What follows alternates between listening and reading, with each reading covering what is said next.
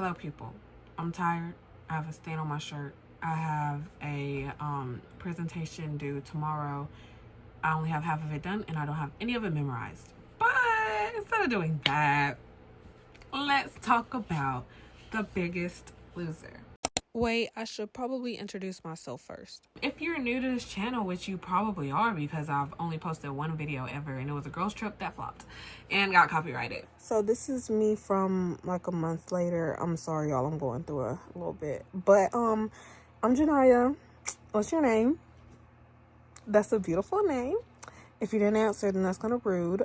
Anyways, and thank you for clicking on this video. Please consider liking and subscribing once the video is over. I hope you enjoy, and I hope this doesn't get copyrighted, because if it does, I might quit YouTube altogether. But with all of that being said, let's go ahead and get on to the video.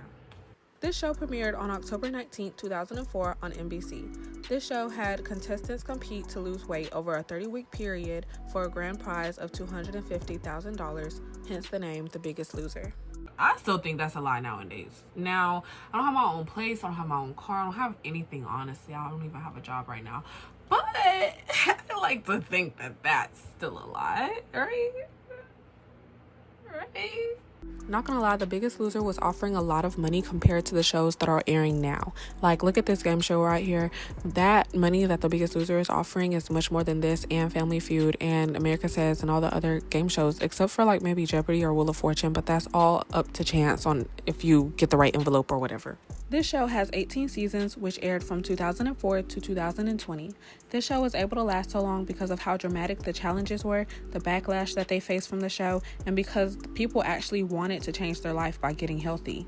With Netflix premiering a documentary on The Biggest Loser on August 15th of this year, 2025, I thought that it would be perfect to reflect on the documentary and some of the show. Sorry if I mispronounced these names, but we are going to be focusing on 4 people: Danny Cahill, Rob Huizenga, Joel Gwynn, and Tracy Ukridge. I'll look up the pronunciation later, but the last names are killing me. Many people found out about the show in different ways. Danny found out about it because one day he was at home and he saw the show on his TV and decided to watch it. He thought that some of the challenges were easy and some of the stories of people who were on the show moved him, and he thought that it could save his life. At one point in my life, I thought my book was closed. I thought I was getting ready to write the end, finale, done. This has awakened me. I mean, I feel like there's more chapters to be written here. In the documentary, Danny mentioned that he knew he was getting fat since he was in the 3rd grade. He continues to lose weight, but he kept gaining it back, and it was hindering him from doing things with his kids like getting on fair rides. He felt like he was missing out on life, so Danny applied to be on the show, and not only did he join the cast of season 8, spoiler alert, he also won, and he lost 239 pounds on his season. But the road to get there was hell. Tracy Ukridge was on season 8 as well. However, she wanted to join because she was an active kid growing up, but she was always bigger. She then realized that she didn't know how to eat right, and she has kids, so she doesn't want them to feel the way that she did when she was growing up. Then we have Joelle. She grew up in the 70s when everyone was called super skinny, but she was called pudgy. She was on season 2, and she joined the cast for 2 reasons. She was diagnosed with type 2 diabetes, and she thought that she would have her weight under control before her diagnosis. So one day when she saw the show, she saw one of her college friends and he transformed right in front of her eyes, which inspired her to go on. The last person who we will talk about from time to time is Rob Huizenga. Rob worked for the Los Angeles Raiders for 8 years as a team physician and wrote multiple books before joining the Biggest Loser cast as the doctor on the show. First, I like to talk about Joel and Tracy because they had it so hard, not only from their peers, but also from the coaches. For Joel's season that she tried out for, they were doing couples, so she asked her friend to do it with her. They had to burn a minimum of 6,000 calories per day. And oh my goodness, Bob Harper did not like her at all.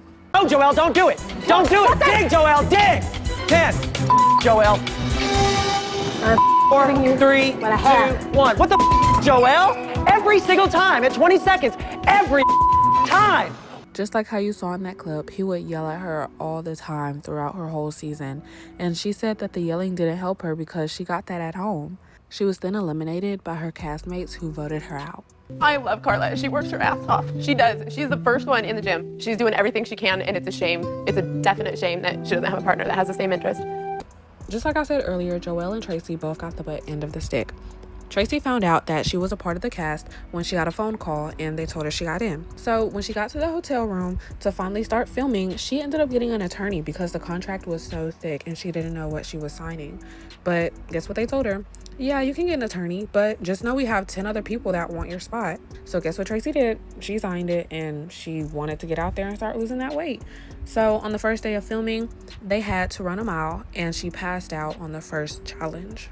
So the thing is, everybody had to run a mile, and once they passed the line, they were guaranteed a spot on the show. So yes, they flew people out thinking that they were already on the show just for them to be like, hey, so you have to fight for your spot on this show again and run this mile. Not only did Tracy pass out because of this, as you can see on the screen, she also said that she died via the documentary. She had a condition called rhabdomyolysis, where her body was shutting down. Tracy wanted to be on the show so bad because she felt like she had a bad life because she was fat. She had a lot of problems in her marriage, so she decided that going on the show was the solution.